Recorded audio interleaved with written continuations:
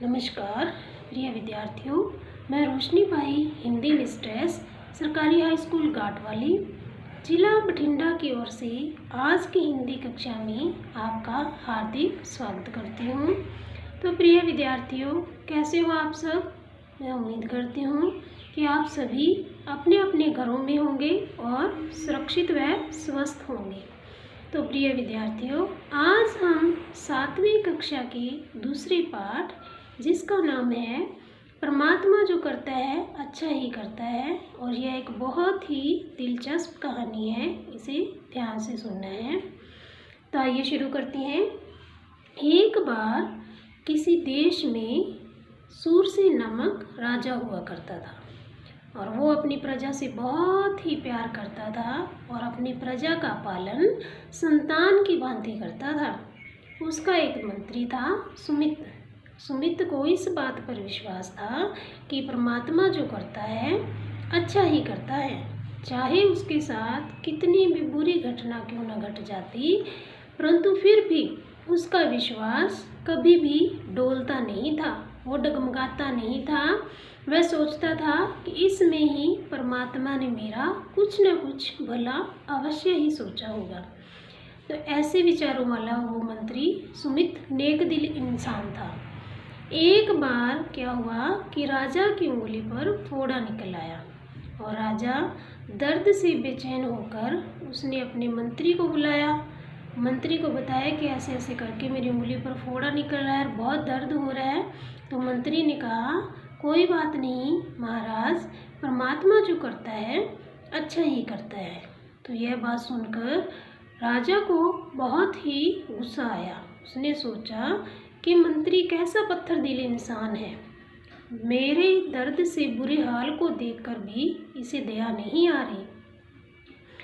तो दिन बीतते गए, राजा का जो रोग है वो भी बढ़ता गया और रोग बढ़ जाने के कारण राजा की उंगली गल गई और उसकी उंगली का गला हुआ भाग काटना पड़ा। राजा अपने जीवन से बहुत ही निराश हो चुका था और उसने फिर अपने मंत्री को बुलाया। तो मंत्री ने फिर वही शब्द दोहराए कि परमात्मा जो करता है अच्छा ही करता है। अब राजा को बहुत गुस्सा आया, वह गुस्से से जल भुन गया, बहुत क्रोधित हुआ और उसने मन ही मन में सोचा कि एक बार मुझे स्वस्थ हो जाने दो, मुझे ठीक हो जाने दो, फिर देखना इस मंत्री को मैं कैसे सबक सिखाता हूँ, इसे मैं मौत के घाट उतार दूँगा। तो धीरे धीरे जैसे जैसे समय बीतता गया, राजा आखिरकार ठीक हो गया और वह पहले की तरह ही अपने राज्य के जो कामकाज है वो करने लगा। एक दिन राजा की शिकार खेलने की इच्छा हुई। उसने अपने मंत्री को बुलाया कि भाई हम शिकार खेलने जाना चाहते हैं और हमारे शिकार खेलने के सारे बंदोबस्त किए जाएं। मंत्री ने वैसा ही किया और राजा के शिकार खेलने के सारे इंतजाम उन्होंने कर दिए।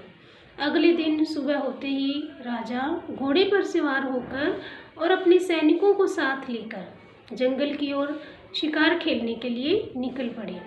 जैसे ही वे जंगल में पहुंचे तो राजा ने रास्ते में ही अपने सैनिकों को ठहर जाने का आदेश दिया और मंत्री को साथ लेकर जंगल की ओर चल पड़े। घूमते घूमते राजा और मंत्री जो शिकार की तलाश में घूम रहे थे, घूमते घूमते वे एक कुएं के पास से गुजरे। रास्ते में एक कुआं था। तो राजा के मन में विचार आया कि यही अच्छा अवसर है इससे बदला लेने का।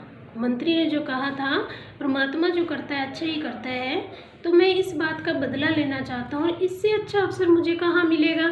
उसने मन में सोचा कि मैं इसे पानी लाने की आज्ञा देता हूँ और जैसे ही ये पानी लेने के लिए कुएं की ओर झुकेगा तो मैं उसे धक्का दे दूंगा। अब राजा ने जैसा सोचा था वैसा ही कर दिखाया।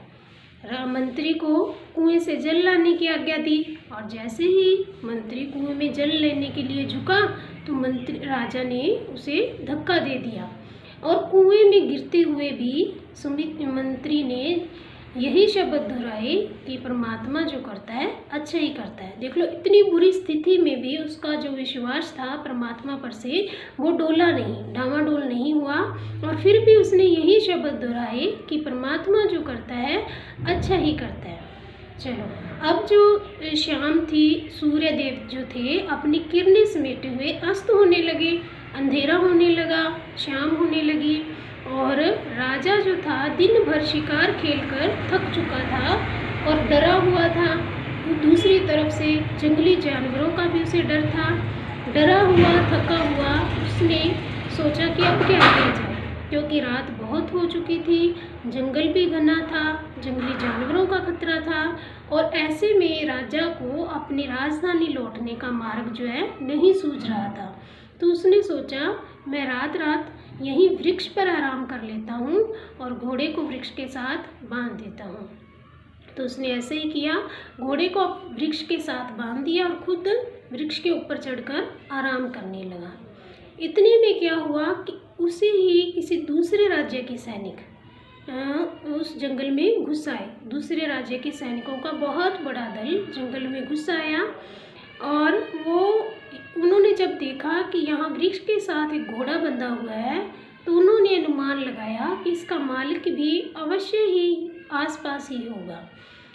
तो वो मन ही मन में प्रसन्न होने लगे और सोचने लगे कि यदि ऐसा व्यक्ति मिल जाएगा तो हम उसे अपने राजा के सामने पेश कर देंगे और जिससे वह अपने चामुंडा देवी की बलि देकर अपना प्रण पूरा कर लेगा। तो ऐसे सोचते सोचते जब उन्होंने तलाश शुरू की तो उन सैनिकों में से एक सैनिक जो था वृक्ष के ऊपर जा चढ़ा और जो राजा सूरसेन वृक्ष के ऊपर आराम कर रहा था उसको बंदी बनाकर नीचे ले आया और उसको अपने घोड़े पर बिठाकर वो सभी अपने देश की ओर चल पड़े। जैसे ही सुबह हुई तो उन्होंने राजा सूरसेन को अपने राजा के सामने प्रस्तुत कर दिया। जल्लाद ने अभी उसकी बलि देने के लिए तलवार उठाई ही थी कि राजा की जो नज़र है, दृष्टि है, सूरसेन की कटी हुई उंगली पर पड़ी और उसने जोर से चिल्लाया, अरे पापियों, ये क्या कर डाला? क्या तुम्हें पता नहीं, अंगहीन मनुष्य की बलि नहीं दी जा सकती। इतना सुनते ही राजा जो सूरसेन था उसके प्राण बच गए और वह अपने प्राणों की खैर मनाता हुआ वहाँ से तत्काल भाग निकला। और जब वह अपनी राजधानी लौट रहा था तो उसके विचारों में एकदम परिवर्तन आ गया। वह सोचते हुए आ रहा था कि सुमित जो कह रहा था वो ठीक ही कह रहा था, परमात्मा जो करता है अच्छा ही करता है। अगर आज मेरी उंगली न कटी होती तो मेरी बलि दे दी जाती। मैंने तो ऐसे ही, अब वो पश्चाताप करने लगा कि मैंने तो ऐसे ही सुमित की हत्या करने का घोर अपराध कर लिया है, परंतु अब मैं जाके देखता हूँ क्या वह कुएं में अभी जीवित है। ऐसा सोचते सोचते वह कुएं के पास पहुँचा और मंत्री को बुलाने लगा, हे धर्मात्मा बंधुवर, क्या आप अभी भी जीवित हैं? तो आगे से आवाज़ आई। मंत्री ने कहा, हाँ महाराज, मैं अभी भी मृत्यु तुल्य जीवन बिता रहा हूँ, अगर आपकी इच्छा है तो मुझे बाहर निकालिए। ऐसा कहते ही उसने मंत्री को बाहर निकाल लिया और उससे क्षमा याचना की कि आप जो कह रहे थे ठीक था। तो मंत्री ने कहा, हाँ महाराज, आपने मुझे कुएं में धकेल दिया, यह भी परमात्मा ने बहुत अच्छा किया। तो राजा ने पूछा कैसे? तो कहा कि अगर आप गए थे, आपकी बलि नहीं दी गई क्योंकि आपकी एक उंगली कटी हुई थी। अगर मैं भी आपके साथ जाता तो आपकी जगह पर मेरी बलि दे दी जाती, क्योंकि मैं तो स्वस्थ था। तो इसलिए परमात्मा ने यह भी अच्छा काम किया कि आपने मुझे कुएं में धकेल दिया। तो बच्चों, इससे हमें यही शिक्षा मिलती है कि परमात्मा जो करता है अच्छा ही करता है।